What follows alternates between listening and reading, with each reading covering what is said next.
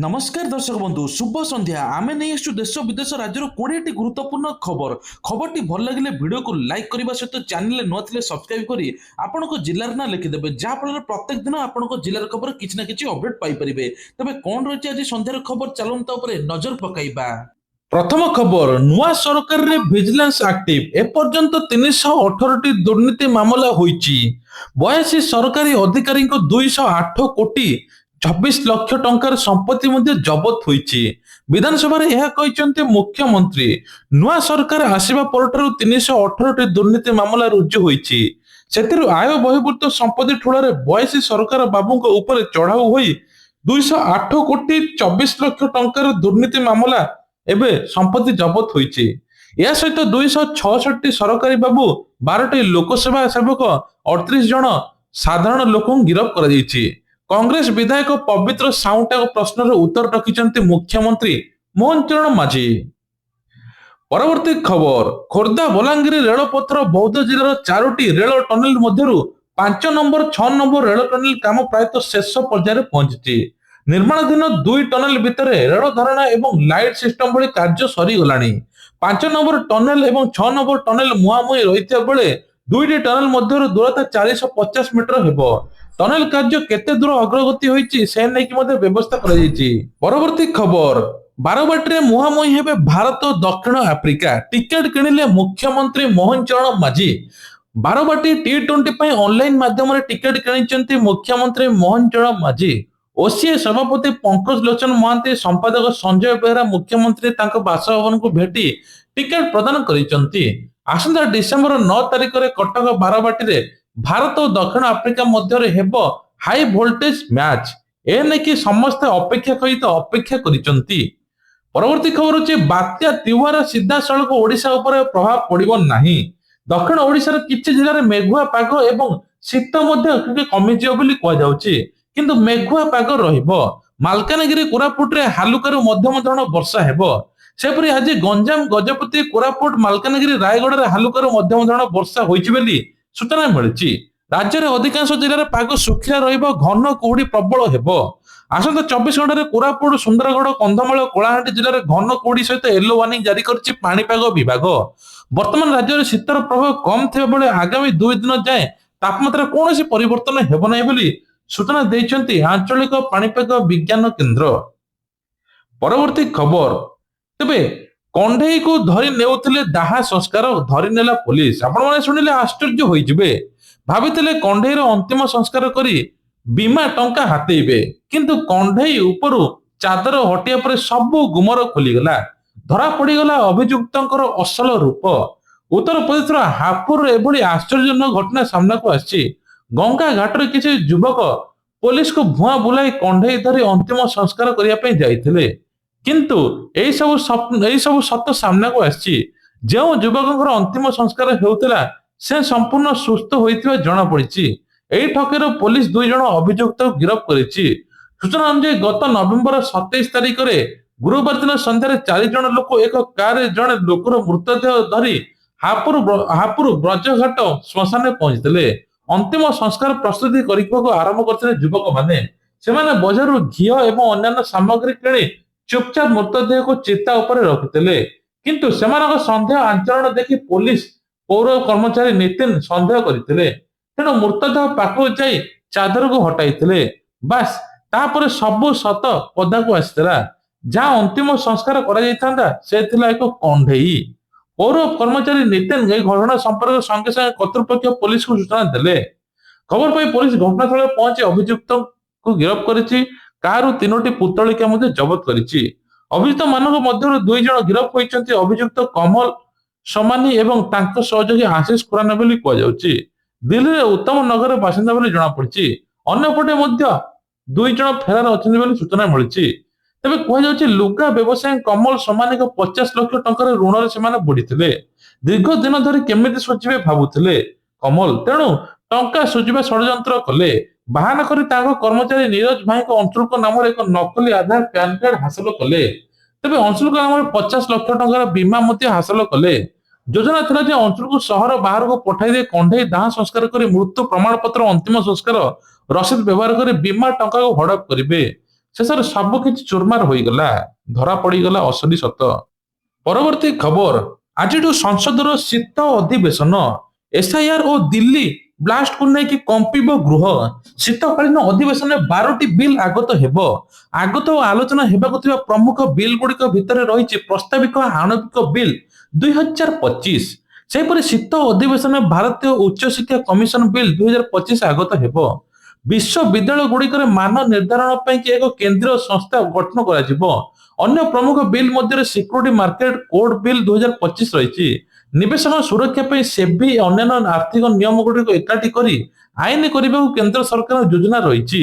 12ଟି ରାଜ୍ୟରେ ଚାଲିଥିବା ଭୋଟର ତାଲିକା ସଂଶୋଧନରେ ଅନିୟମିତତା ଅଭିଯୋଗ ଆଣି ବିରୋଧୀ ଦଳ ଆଲୋଚନା ଦାବି କରୁଛନ୍ତି। ଏସତ ଲାଲକିଲ୍ଲା ବ୍ଲାଷ୍ଟ ଅପରେସନ ସିନ୍ଦୁର ଟ୍ରମ୍ପଙ୍କ ମନ୍ତବ୍ୟ ନେଇ ସରକାରକୁ ଘେରିଛନ୍ତି ବିରୋଧୀ। ସରକାର ସେହିପରି ଦିଲ୍ଲୀରେ ମଧ୍ୟ ବାୟୁ ପ୍ରଦୂଷଣ, ଚୀନର ସୀମା ବିବାଦ ପ୍ରମୁଖ ପ୍ରସଙ୍ଗ ହୋଇପାରେ। ଡିସେମ୍ବର 19 ତାରିଖ ଯାଏଁ ଚାଲିବ ସଂସଦର ଶୀତକାଳୀନ ଅଧିବେଶନ। ପରବର୍ତ୍ତୀ ଖବର, 600 ଲୋକଙ୍କର ଜୀବନ ନେଲାଣି ଭୟଙ୍କର ବାତ୍ୟା ସୈନରା। ସବୁଠାରୁ ଅଧିକ କ୍ଷତିଗ୍ରସ୍ତ ହୋଇଛି ଇଣ୍ଡୋନେସିଆ। ତେବେ ଓଡିଶା ଆସିଲାନି ସିନା, ଦକ୍ଷିଣ ପୂର୍ବ ଏସିଆର ଭୟଙ୍କର ବିଭୀଷିକା ରଚିଛି ସୈନରା।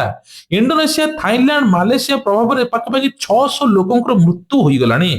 ଭୂସ୍ଖଳନ ଯୋଗୁଁ ଅନେକ ଗାଁ ବିଚ୍ଛିନ୍ନ ହୋଇଥିବା ବେଳେ ମୃତ୍ୟୁ ସଂଖ୍ୟା ପାଖାପାଖି 600 ଉପରେ ହେଲାଣି। 59,660 ପରିବାର ବାସହରା ହୋଇପଡିଛନ୍ତି। ରାସ୍ତାଘାଟ ଭାଙ୍ଗିଯିବାରୁ ଉଦ୍ଧାର କାର୍ଯ୍ୟ ବାଧା ହେଉଛି। ଅନ୍ୟପଟେ ବର୍ଷା ପ୍ରକୋପରୁ ରକ୍ଷା ପାଇବା ପାଇଁ କ୍ଲାଉଡିଂ ସିଡିଂ କରିବାକୁ ନିର୍ଦ୍ଦେଶ ଦେଇଛନ୍ତି ଇଣ୍ଡୋନେସିଆ ରାଷ୍ଟ୍ରପତି। ସେପଟେ ମଧ୍ୟ ଥାଇଲାଣ୍ଡରେ ବି ତାଣ୍ଡବ ରଚିଛି ସୈନ୍ୟରା। ତେଣୁ କୁହାଯାଉଛି ଦକ୍ଷିଣ ଥାଇଲାଣ୍ଡରେ ଏଯାଏଁ 170 ଜଣଙ୍କର ମଧ୍ୟ ମୃତ୍ୟୁ ହୋଇଛି। ଟୋଟାଲ ମିଶିଗଲେ 600 ଉପରେ ମୃତ୍ୟୁ ହୋଇଛି ବୋଲି ଆଜି ସୂଚନା ମିଳୁଛି। ପରବର୍ତ୍ତୀ ଖବର, ଇତିହାସ ରଚିଲା ତୁର୍କୀ ନିର୍ମିତ ଡ୍ରୋନ୍। ବିଶ୍ୱର ପ୍ରଥମ ଦେଶ ଭାବେ ତୁର୍କୀକୁ ବଡ ସଫଳତା ମିଳିଛି। ଐତିହାସିକ ସଫଳତା ହାସଲ କରିଛି। ଇଏ କେବଳ ଡ୍ରୋନ୍ଟି ଆକାଶମାର୍ଗରେ ଉଡୁଥିବା ଦ୍ରୁତଗାମୀ ଟାର୍ଗେଟ ବିମାନକୁ ମିସାଇଲ ମାଡ଼ କରି ଖସାଇ ଦେଇଛି। ବିଶ୍ୱର ପ୍ରଥମ ଥର ପାଇଁ କୌଣସି ଡ୍ରୋନ୍ ଆକାଶରୁ ଆକାଶକୁ ଏୟାର ଟୁ ଏୟାର ଆକ୍ରମଣ କରି ବିମାନକୁ ଧ୍ୱଂସ କରିବାରେ ସଫଳ ହୋଇଛି। ଏହି ପରିକଳ୍ପନା ସ୍ୱୟଂ ଚାଳିତ ଥିଲା।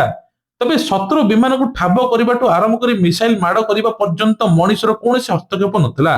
ଡ୍ରୋନ୍ ନିଜେ ନିଷ୍ପତ୍ତି ନେଇ ଟାର୍ଗେଟ କରୁଥିଲା। ଏଥିରେ ତୁର୍କୀର ନିଜର ଜ୍ଞାନ କୌଶଳ ନିର୍ମିତ ଗୋଗୋ ଡାଗୋନ୍ ମିସାଇଲ ବ୍ୟବହାର ହୋଇଥିଲା। ଏହି ପରୀକ୍ଷଣ ବେଳେ କୁହାଯାଉଛି କିଜିଲ୍ୟାଣ୍ଡ ଡ୍ରୋନ୍ ଏବଂ ତୁର୍କୀ ବାୟୁସେନାର F-16 ଯୁଦ୍ଧ ବିମାନ ଉଡାଣ ଭରିଥିଲା। କିନ୍ତୁ ଏସବୁ ଡ୍ରୋନ୍ ଥିଲା ବୋଲି କୁହାଯାଉଛି। ଏବେ ମାନବ ବିହୀନ ଲଢୁଆ ବିମାନ ଉପରେ ମଧ୍ୟ ନିଜର ପ୍ରାଧାନ୍ୟ ବିସ୍ତାର କରାଯିବ ବୋଲି ବି କୁହାଯାଉଛି। ପରବର୍ତ୍ତୀ ଖବର ହଉଛି, ଏଣିକି ବିନା ସିମ୍ ରେ ଚାଲିବନି ହ୍ୱାଟ୍ସଆପ୍। କେନ୍ଦ୍ର ସରକାର ଆଣିଲେ ନୂଆ ନିୟମ। ଖାଲି ହ୍ୱାଟ୍ସଆପ୍ ନୁହେଁ, ଟେଲିଗ୍ରାମ ଏବଂ ସ୍ନାପଚାଟ ମେସେଜିଂ ଆପ୍ କୌଣସି ପ୍ରକାର ବିନା ସିମ୍ ରେ ଚାଲିବ ନାହିଁ। ଆସନ୍ତା 90 ଦିନ ମଧ୍ୟରେ ସବୁ ମେସେଜିଂ ଆପରେ ଲାଗୁ ହେବ ସିମ୍ ବାଇଡିଂ ସିଷ୍ଟମ। ଯେମିତିକି ଆପଣଙ୍କ ପାଖରେ ଗୋଟିଏ ମୋବାଇଲ ଅଛି, ଆଉ ଗୋଟେ ମୋବାଇଲ ସିମ୍ ନ ପକେଇଲେ ମଧ୍ୟ ଆପଣ ସବୁ ଆପ୍ ଡାଉନଲୋଡ କରିକି ଚଲାଉଥିଲେ, ଆଉ ହେବ ନାହିଁ। ମେସେଜିଂ ଆପ୍ ବିନା ସିମ୍ ରେ କାର୍ଯ୍ୟ କରିବ ନାହିଁ ବୋଲି ସୂଚନା ମିଳୁଛି। 2026ରେ ଏହି ନିୟମ ଲାଗୁ ହେବ। ଭାରତରେ ହ୍ୱାଟ୍ସଆପରେ ପ୍ରାୟ 50 କୋଟି ଉପଭୋକ୍ତା ଅଛନ୍ତି। ତେଣୁ କୁହାଯାଉଛି ଏବେ ସମସ୍ତଙ୍କ ଯେକୌଣସି ବ୍ରାଉଜର ୟୁଜ କରୁଥିବା ମେସେଜିଂ ଆପ୍ ସେମାନେ ସିମ୍ ନିଶ୍ଚିନ୍ତ ସେ ମୋବାଇଲରେ ପଡିଥିବା ଦରକାର, ନହେଲେ ୟୁଜ କରିପାରିବେ ନାହିଁ। ପରବର୍ତ୍ତୀ ଖବର ହଉଛି, କିଟରେ ପୁଣି ଥରେ ଜଣେ ଛାତ୍ରଙ୍କର ମୃତ୍ୟୁ ହୋଇଛି। ଆତ୍ମହତ୍ୟା କରିଛନ୍ତି ବୋଲି କୁହାଯାଉଛି। ହଷ୍ଟେଲରୁ ମିଳିଲା ଝୁଲନ୍ତା ମୃତଦେହ। ଖବର ପାଇ ପୁଲିସ ମୃତଦେହକୁ ଜବତ କରି ବ୍ୟବଚ୍ଛେଦ ଲାଗି କ୍ୟାପିଟାଲ ହସ୍ପିଟାଲକୁ ପଠାଇଛି। ମୃତ ଛାତ୍ରଙ୍କ ନାଁ ରାହୁଲ ଯାଦବ ବୋଲି ଜଣାପଡିଛି। ଘର ଛତିଶଗଡରେ। କମ୍ପ୍ୟୁଟର ସାଇନ୍ସର ପ୍ରଥମ ବର୍ଷ ଛାତ୍ର ଥିଲେ ବୋଲି କୁହାଯାଉଛି। ଆତ୍ମହତ୍ୟା କାରଣ ଏପର୍ଯ୍ୟନ୍ତ ଜଣାପଡିନାହିଁ। ଘଟଣା ସମୟରେ ମୃତକ ପରିବାରକୁ ସୂଚନା ଦିଆଯାଇଛି। ତେବେ ଆତ୍ମହତ୍ୟାର କାରଣ ଜଣାପଡିନାହିଁ। ପୁଲିସ ତଦନ୍ତ ବେଳେ ଘଟଣାର ସତ୍ୟାସତ୍ୟ ସାମ୍ନାକୁ ଆସିବ। ତେବେ କିଟରେ ବାରମ୍ବାର ଛାତ୍ରଛାତ୍ରୀ ଆତ୍ମହତ୍ୟା ଘଟଣାକୁ ଅଭିଭାବକ ଏବଂ ବୁଦ୍ଧିଜୀବୀ ମହଲରେ ଆଲୋଡ଼ନ ଖେଳିଯାଇଛି। ପରବର୍ତ୍ତୀ ଖବର ହଉଛି, ବିଧାନସଭାରେ ମୁହାଁମୁହିଁ ହେଲେ ବର୍ତ୍ତମାନ ସ୍ୱାସ୍ଥ୍ୟମନ୍ତ୍ରୀ ଡକ୍ଟର ମୁକେଶ ମହାଲିକ ଏବଂ ପୂର୍ବତନ ସ୍ୱାସ୍ଥ୍ୟମନ୍ତ୍ରୀ ନିରଞ୍ଜନ ପୂଜାରୀ। ନିଜର ନିର୍ବାଚନ ମଣ୍ଡଳୀ ସ୍ୱାସ୍ଥ୍ୟ ସମସ୍ୟାକୁ ନେଇ ମୁହାଁମୁହିଁ ହୋଇଛନ୍ତି ଦୁଇ ବରିଷ୍ଠ ନେତା। ଆଜି ବିଧାନସଭା ପ୍ରଶ୍ନକାଳରେ ବିଜେଡି ବିଧାୟକ ନିରଞ୍ଜନ ପୂଜାରୀ କହିଥିଲେ, ସୋନପୁରରେ ଡିଏଚ୍ଏଚ୍ ବା ମୁଖ୍ୟ ଚିକିତ୍ସାଳୟରେ ଶୈଳ ଦେଶ ଦ୍ୱିତୀୟ ସ୍ଥାନ ରହିଛି, କିନ୍ତୁ ଡାକ୍ତର ନାହାନ୍ତି। ମନ୍ତ୍ରୀ ଏରିଆକୁ ଭଲ ଭାବେ ଡାକ୍ତର ବଦଳି ନେଇ ଯାଉଛନ୍ତି, ଯେଉଁ କାରଣରୁ ଅନେକ ରୋଗୀ ଚିକିତ୍ସା ପାଇବାରୁ ବଞ୍ଚିତ ହେଉଛନ୍ତି। 5,195 medical officer para medical staff ନିଯୁକ୍ତ ହୋଇଛନ୍ତି ବୋଲି ଏପଟେ ମନ୍ତ୍ରୀ କହିଛନ୍ତି। ଏହା ଜବାବରେ ସ୍ୱାସ୍ଥ୍ୟମନ୍ତ୍ରୀ ଡକ୍ଟର ମୁକେଶ ମହାଲିକ କହିଛନ୍ତି, 24 ବର୍ଷ ଧରି କ୍ଷମତାରେ ଥିବା ବିଜେଡି କିଛି କରିପାରିଲା ନାହିଁ। ବିଜେପି ଉତ୍ତରାଧିକାରୀ ସୂତ୍ରରୁ ସବୁ ସମସ୍ୟା ପାଇଛି। ଏପର୍ଯ୍ୟନ୍ତ 5,195 मेडिकल ऑफिसर एवं पारा मेडिकल स्टाफ नियुक्त होई सारिଛନ୍ତି ବୋଲି ସୂଚନା ମିଳିଛି। ପରବର୍ତ୍ତୀ ଖବର ରହୁଛି ଏବେ ଓଡିଶା ସରକାର ଆଳୁ ପାଇଁ ରାଜ୍ୟ ପଶ୍ଚିମବଙ୍ଗ ଉତ୍ତରପ୍ରଦେଶ ଉପରେ ନିର୍ଭର କରିବାକୁ ଆଳୁ ମିଶନ ଯୋଜନା କରିଛନ୍ତି। କିନ୍ତୁ ଅସାଧୁ ସରକାରୀ କର୍ମଚାରୀ ଅପରାଗତ ଯୋଗୁଁ ଯୋଗ୍ୟ ହିତାଧିକାରୀ ପାଖରେ ଆଳୁ ବିହନ ପହଞ୍ଚି ପାରୁନାହିଁ। ଏହାର ଉଦାହରଣ ବୌଦ୍ଧ ସଦର ବ୍ଲକରେ ସରକାରୀ ଉଦ୍ୟାନ ବିଭାଗକୁ କୁହାଯାଉଛି। ଚାଷୀମାନଙ୍କୁ ଆଳୁ ବିହନ ନ ପହଞ୍ଚିବାରୁ ଆଳୁ ମିଶନ ଫେଲ ହୋଇଛି ବୋଲି ଜଣାପଡୁଛି। ଚାଷୀଙ୍କ ଉଦ୍ୟାନ ବିଭିନ୍ନ ଚିହ୍ନଟ କରି ବେପାରୀଙ୍କ ହାତରେ ଟେକି ଦେଇ ସବୁ ଚୁପ୍ ବସିଥିବା ଅଭିଯୋଗ ହୋଇଛି। ଫଳରେ ଆଳୁ ବିଲରେ ରୋପଣ ନ ହୋଇ ଖୋଲା ଖୋଲି ଭାବେ ଦୋକାନ ବଜାରରେ ବେପାରୀ ମାନେ ଖାଉଟିକୁ 5 ରୁ 10 ଟଙ୍କା ଶାଗ ମାଛ ଭଳି ବିକ୍ରି କରୁଛନ୍ତି। ସରକାରୀ ନିୟମ ଅନୁସାରେ ଆଳୁ ଚାଷୀ ସହଜ ଜନସେବା କେନ୍ଦ୍ରରେ ମଧ୍ୟ ଆଧାର କାର୍ଡ ଏବଂ ବ୍ୟାଙ୍କ ଆକାଉଣ୍ଟ ସଂଯୋଗ କରି ଆବେଦନ କରିବେ। ଆଉ ଦଲାଲ ହାତକୁ ବିହନ ଚାଲି ଯାଉଛି। ତେଣୁ ଏସବୁ ହଉଛି ବୋଲି କୁହାଯାଉଛି। ସେସବୁ ତଦାରଖ ହେବ ଏବଂ ଯୋଉମାନେ ଏସବୁ କରୁଛନ୍ତି ତାଙ୍କ ଉପରେ ତୁରନ୍ତ କାର୍ଯ୍ୟାନୁଷ୍ଠାନ ନିଆଯିବ। ପରବର୍ତ୍ତୀ ଖବର ହେଉଛି ଗରିବ ପିଲାଙ୍କୁ ସିବିଏସ୍ଇ ପାଠ ପଢେଇବାର ସୁନ୍ଦର ଯୋଜନା ହେଉଛି ଓଡିଶା ଆଦର୍ଶ ବିଦ୍ୟାଳୟ। ମାତ୍ର ଏହି ସ୍କୁଲକୁ ବିକଳାଙ୍ଗ କରିବା ପାଇଁ ଚାଲିଛି ଷଡଯନ୍ତ୍ର। କେବଳ ଏହାର ଛାତ୍ରବୃତ୍ତି ବନ୍ଦ ହୋଇନାହିଁ, ଶିକ୍ଷକ ନିଯୁକ୍ତି ପ୍ରକ୍ରିୟା ମଧ୍ୟ ହେଉନାହିଁ। ଫଳସ୍ୱରୂପ ରାଜ୍ୟରେ 315 ଆଦର୍ଶ ସ୍କୁଲରେ 2467 ଶିକ୍ଷକ ପଦ ଖାଲି ପଡିଛି। ସୂଚନା ଅନୁଯାୟୀ 2016 ମସିହା ଠାରୁ ଆଜି ପର୍ଯ୍ୟନ୍ତ ଓଡିଶାରେ 314 ବ୍ଲକରେ ଗୋଟିଏ ଲେଖାଏଁ, ଭୁବନେଶ୍ୱର ସ୍ୱତନ୍ତ୍ର ଗୋଟିଏ, ମୋଟ 315ଟି ଓଡିଶା ଆଦର୍ଶ ବିଦ୍ୟାଳୟ ପ୍ରତିଷ୍ଠା ହୋଇଛି, ଯେଉଁଠି ବର୍ତ୍ତମାନ ସମୁଦାୟ 1,24,069 ବିଦ୍ୟାର୍ଥୀ ପାଠ ପଢୁଛନ୍ତି। ସରକାରୀ ସ୍କୁଲରେ ପିଲାମାନେ ପାଠ ପଢିବା ଆଗ୍ରହ ପ୍ରକାଶ କରୁନଥିବା ବେଳେ ସାଧାରଣର ଧାରଣା ଅଛି। ମାତ୍ର ଏବିରେ ମଧ୍ୟ ବିଭିନ୍ନ ଚିତ୍ର ଦେଖିବାକୁ ମିଳିଛି। ଏଠାରେ ପ୍ରତିବର୍ଷ ସିଟ୍ ସଂଖ୍ୟା ଠାରୁ 1.5 ଗୁଣ ଅଧିକ ପିଲା ପାଠ ପଢିବା ପାଇଁ ଆଗ୍ରହ ପ୍ରକାଶ କରୁଛନ୍ତି। ଶିକ୍ଷକ ନିଯୁକ୍ତି କ୍ଷେତ୍ରରେ ଆବଶ୍ୟକ ଧ୍ୟାନ ନଯାଇ ଏବେ ମନ୍ତ୍ରୀ ମଧ୍ୟ ତଥ୍ୟ ଦେଇଛନ୍ତି। ତେବେ ଏଥିରେ ପାଖାପାଖି 7,036 ଶିକ୍ଷକ ପଦରୁ 4,500 ଶିକ୍ଷକ ଅଛନ୍ତି। ଆହୁରି ଶିକ୍ଷକ ଦରକାର ବୋଲି ସୂଚନା ମିଳୁଛି। ପରବର୍ତ୍ତୀ ଖବର ହଉଛି ସୁଭଦ୍ରା ଟଙ୍କାକୁ ନେଇକି ଆସିଲା ବଡ ଅପଡେଟ। ଏଣିକି ସୁଭଦ୍ରା ଟଙ୍କା ମଧ୍ୟ ଆଗକୁ 2ଟି କିସ୍ତି ମିଳିବ। ତେବେ କୁହାଯାଉଛି ସୁଭଦ୍ରା ହିତାଧିକାରୀ ମାନେ ଯୋଉମାନଙ୍କୁ 21 ବର୍ଷ ହେଇଛି ସେମାନେ ସୁଭଦ୍ରା ମଧ୍ୟ ଆବେଦନ କରିପାରିବେ, ଯାହାଫଳରେ ତାଙ୍କୁ ସୁଭଦ୍ରା ଟଙ୍କା ମିଳିବ। ଏଥର ନୂଆ ବର୍ଷରେ 2ଟି କିସ୍ତି। ଉପମୁଖ୍ୟମନ୍ତ୍ରୀ ପ୍ରଭାତୀ ପରିଡାଙ୍କର ବଡ ଘୋଷଣା। ଉପମୁଖ୍ୟମନ୍ତ୍ରୀ ପ୍ରଭାତୀ ପରିଡା ଏହାକୁ ଆଧିକାରିକ ଭାବେ ଘୋଷଣା କରିଛନ୍ତି। 21 ବର୍ଷ ପୁରା ହେଲେ ଯେକୌଣସି ମହିଳା ଆବେଦନ କରିପାରିବେ। ରାସନ କାର୍ଡକୁ ନେଇକି ବଡ ଅପଡେଟ। ଏଣିକି ରାସନ କାର୍ଡରେ 15 ଲକ୍ଷ ହିତାଧିକାରୀଙ୍କ ନାମ କଟିଛି। ତେବେ କୁହାଯାଉଛି ରାସନ କାର୍ଡରେ ଆପଣ ମାନେ ଆବେଦନ କରିପାରିବେ ଯୋଉମାନଙ୍କର ଆର୍ଥିକ ସ୍ୱଚ୍ଛଳ ନାହାନ୍ତି, ଇନକମ କିଛି କମ ଅଛି, ତାଙ୍କର ବାର୍ଷିକ 3 ଲକ୍ଷରୁ କମ ଅଛି, ସେମାନେ ଆବେଦନ କରିପାରିବେ, ଯାହାଫଳରେ ତାଙ୍କୁ ମଧ୍ୟ ରାସନ କାର୍ଡ ମିଳିବ। କିଛି ଲୋକଙ୍କୁ ଏବେ ନୂଆ ରାସନ କାର୍ଡ ମଧ୍ୟ କଟି ଯାଇଛି। ଅଯୋଗ୍ୟ ହିତାଧିକାରୀଙ୍କ ରାସନ କାର୍ଡ କଟିବ, ଯୋଗ୍ୟ ହିତାଧିକାରୀ ରାସନ କାର୍ଡ ରହିବ ବୋଲି ସୂଚନା ମିଳୁଛି। ଡିସେମ୍ବର 31 ତାରିଖ ଶେଷ ଇକେୱାଇସି, ତା ପୂର୍ବରୁ ଇକେୱାଇସି କରିଦିଅନ୍ତୁ ବୋଲି ସରକାର ମଧ୍ୟ ସୂଚନା ଦେଇଛନ୍ତି। ପରବର୍ତ୍ତୀ ଖବର ହଉଛି ଆସନ୍ତା ଡିସେମ୍ବର 5 ତାରିଖରେ 100 ବର୍ଷରେ ପାଦ ଦେବା ପୂର୍ବରୁ ଓଡିଶାର ଜଣାଶୁଣା ସ୍ତ୍ରୀ ବିଶେଷଜ୍ଞ ଡାକ୍ତର ଲକ୍ଷ୍ମୀବାଇ ତାଙ୍କ ଜୀବନ ବ୍ୟାପୀ ସଞ୍ଚୟରୁ 3.5 କୋଟି ଟଙ୍କା ଏମ୍ସ ଭୁବନେଶ୍ୱର ଦାନ କରିଛନ୍ତି, ଯାହା ସମସ୍ତେ ବେଶ ପ୍ରଶଂସା କରୁଛନ୍ତି। ମହିଳା କର୍କଟ ରୋଗ ଚିକିତ୍ସାକୁ ସୁଦୃଢ କରିବା ପାଇଁ ଏହି ଅର୍ଥ ରାଶି ଦାନ କରିଛନ୍ତି। 50 ବର୍ଷ ସମୟ ଧରି ଓଡିଶାର ମହିଳାମାନଙ୍କୁ ସୁଲଭ ସ୍ୱାସ୍ଥ୍ୟ ସେବା ଯୋଗାଇ ଦେବାରେ ଅବଦାନ ଓ ଯୋଗ ଦେଇଥିଲେ। ତେବେ ପାଖାପାଖି କୁହାଯାଉଛି ସେ 1926 ମସିହାରେ ଜନ୍ମଗ୍ରହଣ କରିଥିଲେ। ଏସସିବି ମେଡିକାଲ କଲେଜର ପ୍ରଥମ ଏମବିବିଏସ୍ ବ୍ୟାଚର ଛାତ୍ରୀ ମଧ୍ୟ ଥିଲେ। 1950ରେ ଡାକ୍ତରୀ ହାସଲ କରିବା ପରେ ମାଡ୍ରାସ ମେଡିକାଲ କଲେଜରେ ପ୍ରସୂତି ଏବଂ ଡିଜିଓ ଏମଡି ଡିଗ୍ରୀ ହାସଲ କରିଥିଲେ। ଆମେରିକାରୁ ଜନ୍ମ ହମ୍ପକିନ୍ସ ମେଡିକାଲ ଏମପିଏଚ୍ ମଧ୍ୟ ଡିଗ୍ରୀ ହାସଲ କରିଥିଲେ।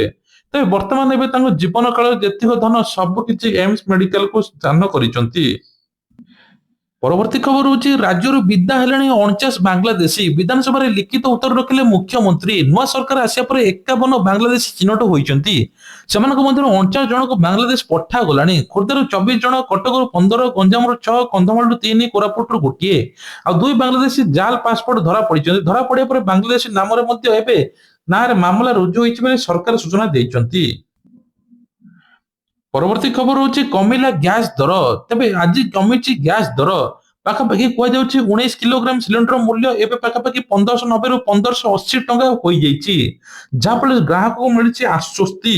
ତେବେ ଇଏ ଥିଲା ଆଜିର ଦେଶ ବିଦେଶ ରାଜ୍ୟର ଖବର। ଯଦି ଖବରଟି ଭଲ ଲାଗିଥିଲା ଲାଇକ୍ କରିବେ, ଚ୍ୟାନେଲରେ ନୂଆ ଥିଲେ ସବସ୍କ୍ରାଇବ କରିଦେବେ। ଜୟ ଜଗନ୍ନାଥ।